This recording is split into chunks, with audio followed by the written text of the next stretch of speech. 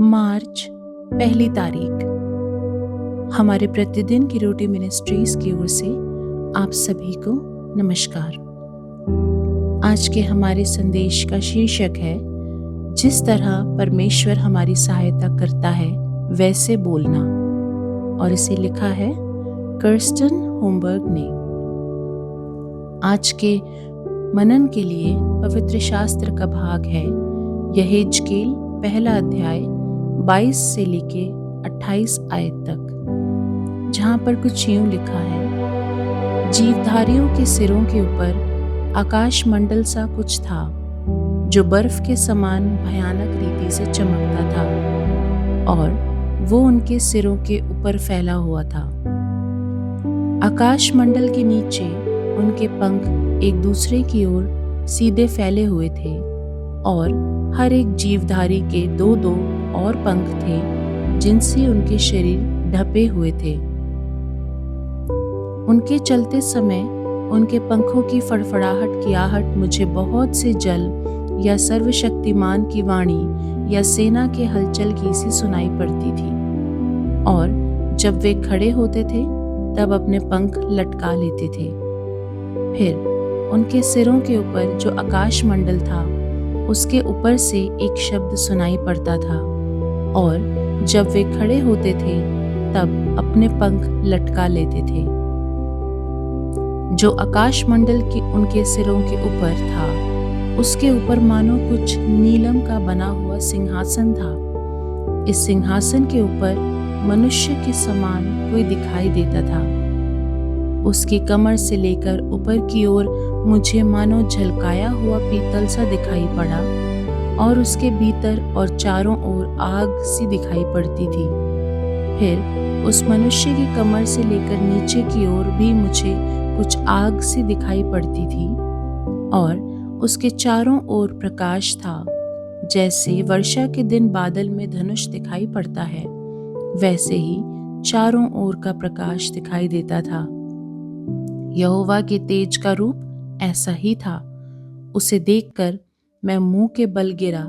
तब मैंने एक शब्द सुना, जैसे कोई बातें करता है। आमतौर पर कोई तितलियों को जोर से बोलने वाला जीव नहीं समझेगा। आखिरकार एक राजा या रानी तितली के पंखों का फड़फड़ाना व्यवहारिक रूप से सुनाई नहीं पड़ता है।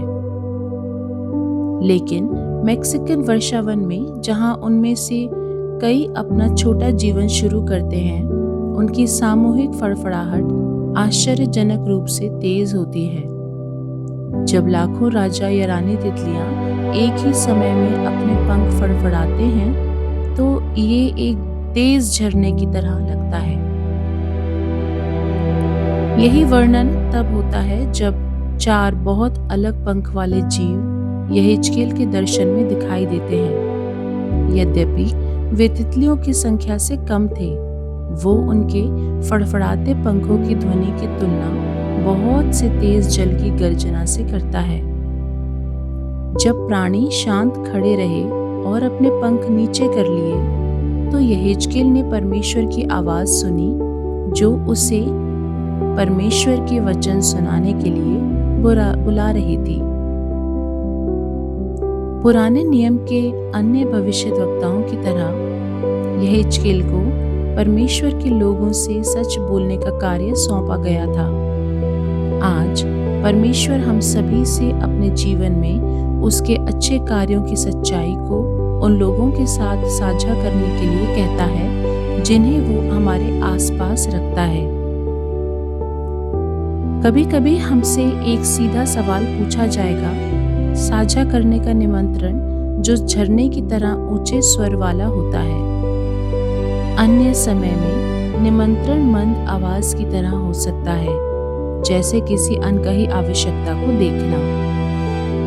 चाहे परमेश्वर के प्रेम को साझा करने का निमंत्रण लाखों तितलियों जितना जोरदार है, या केवल एक तितली की तरह शांत, हमें यहेजकेल की तरह सुनना चाहिए। कानों को ये सुनने के लिए तैयार रखना चाहिए कि परमेश्वर हमसे क्या कहना चाहता है। कौन आपको लोगों के जीवन में बात करने के लिए आमंत्रित कर रहा है? चाहे वो हल्की रीति से ही क्यों ना हो, आप कैसे प्रतिक्रिया देंगे?